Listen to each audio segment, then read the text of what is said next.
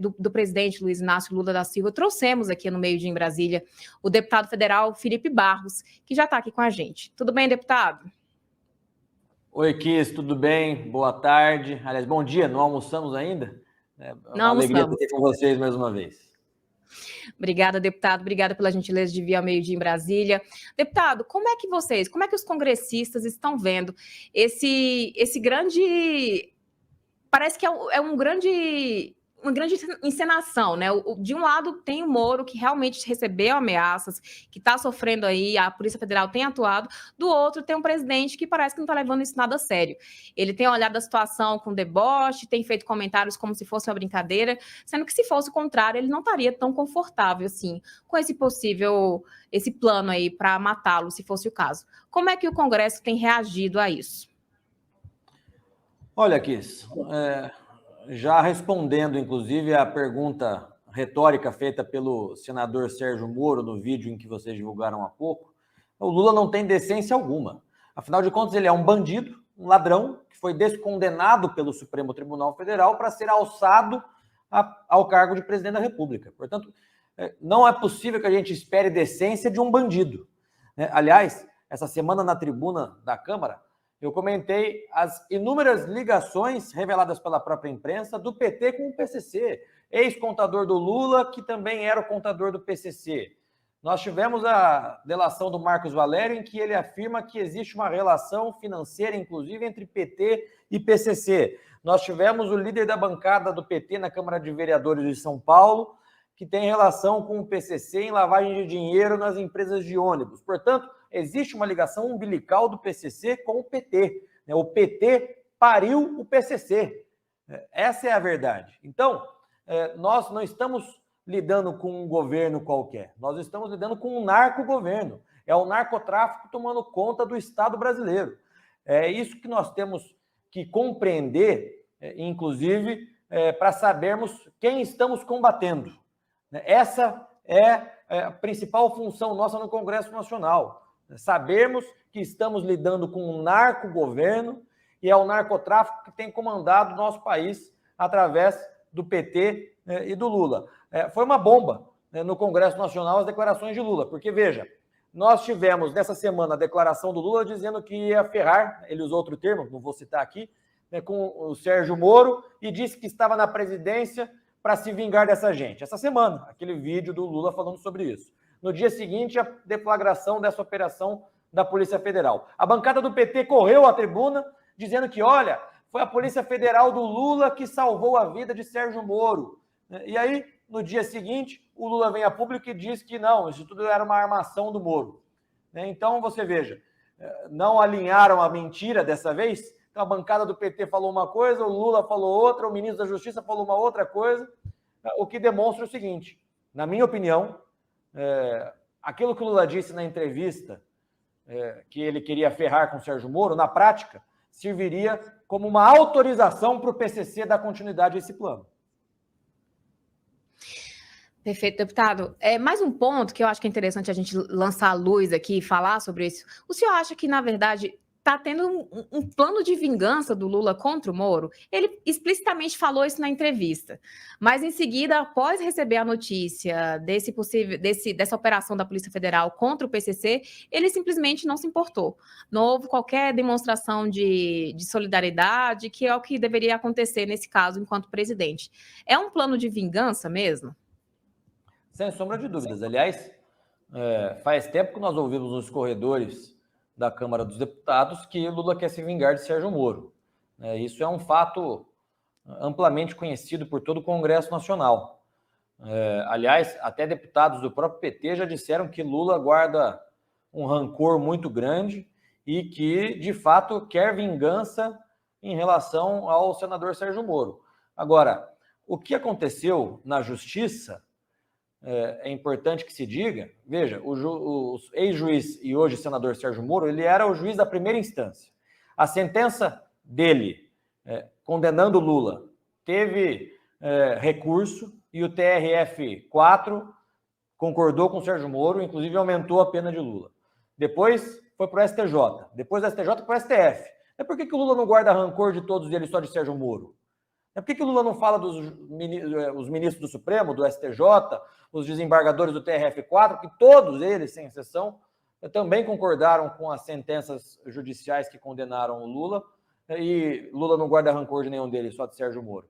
E olha que, no passado, eu mesmo já fiz várias críticas ao hoje senador do meu estado, Sérgio Moro, principalmente naquele momento que ele saiu do governo daquele jeito. Mas aqui não se trata de gostar ou não gostar. Nós estamos falando da prerrogativa de um senador eleito. Nós estamos falando de um plano de assassinato de um senador eleito e o presidente da República, em vez de se solidarizar com o senador e com o Senado da República, o presidente da República simplesmente inocenta o PCC, sai na defesa do PCC dizendo que era só uma armação de Moro.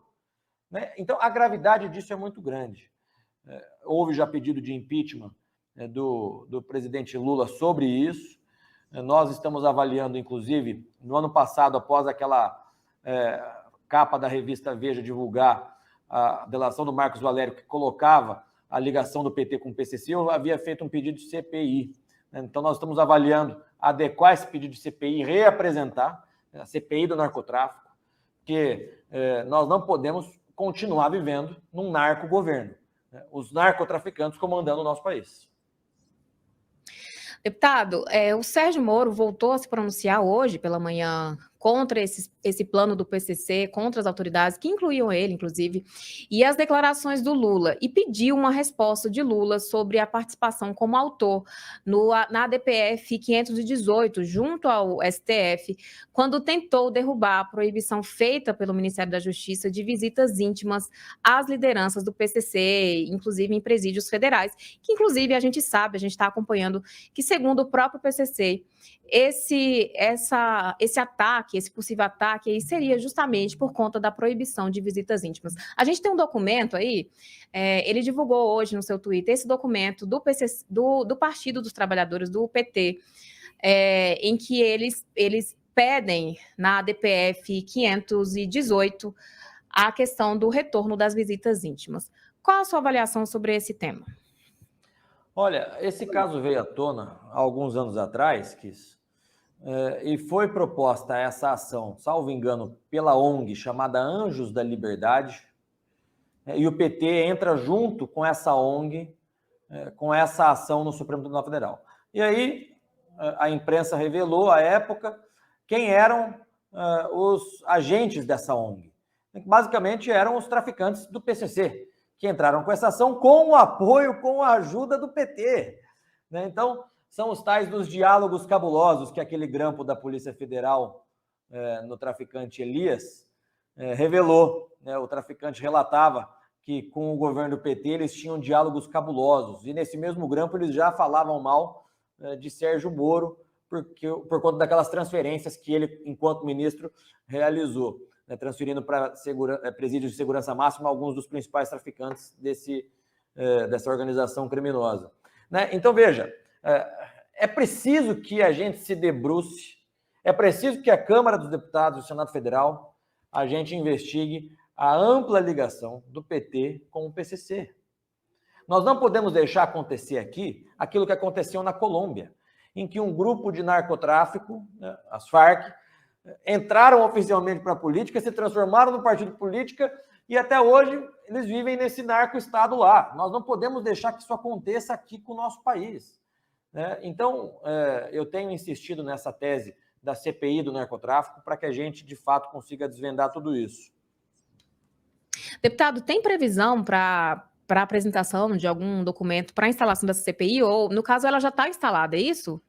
Não, eu apresentei esse requerimento ao final do ano passado, antes da eleição do ano passado, logo após a imprensa divulgar a delação do Marcos Valério, em que ele afirmava da relação do PT com o PCC. Depois veio o período eleitoral e a CPI não andou. No término da legislatura, pelo regimento interno, todos os requerimentos são arquivados. Então, eu tenho que reapresentar esse requerimento e devo fazer isso já na próxima semana. Eu estou conversando, inclusive, com alguns outros senadores para ver se nós apresentamos uma CPMI, né, um pedido de CPI mista, Câmara e Senado, acho que seria mais adequado, ou se nós apresentamos só na Câmara dos Deputados um pedido de CPI.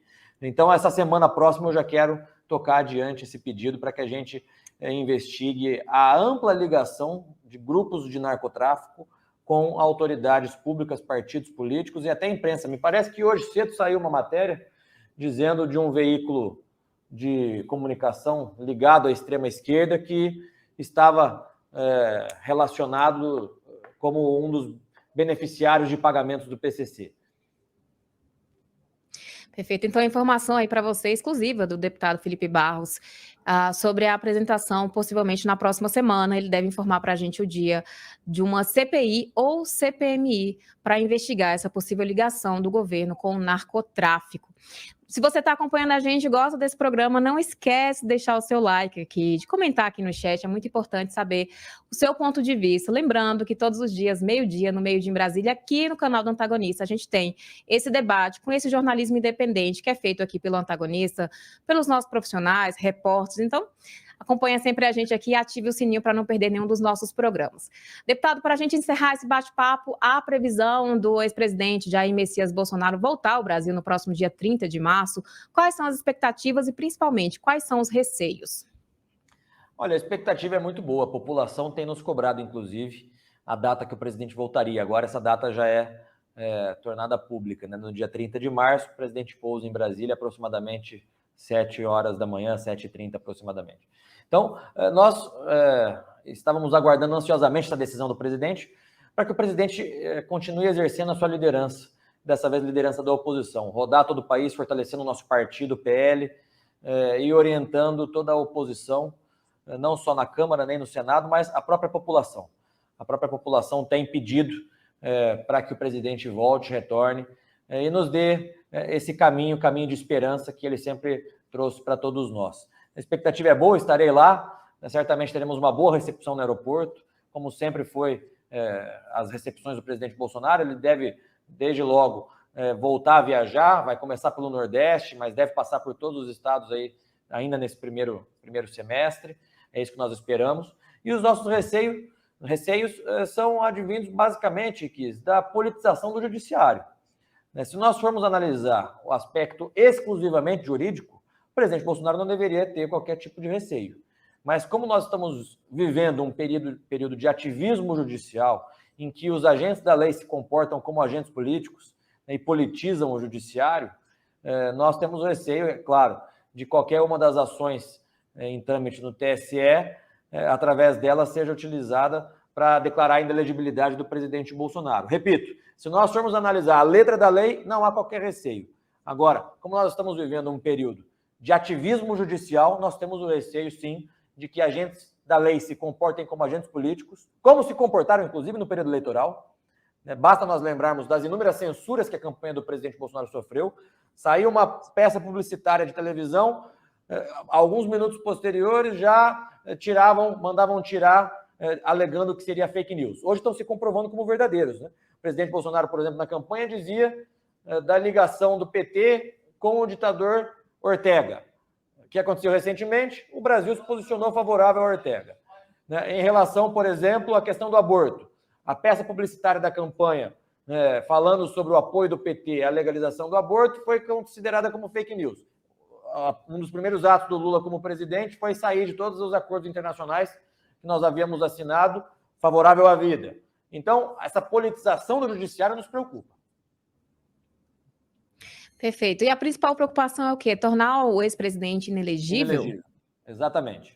Nossa preocupação é que se utilize de um dos procedimentos que estão em trâmite no TSE para declarar o presidente Bolsonaro inelegível. Perfeito.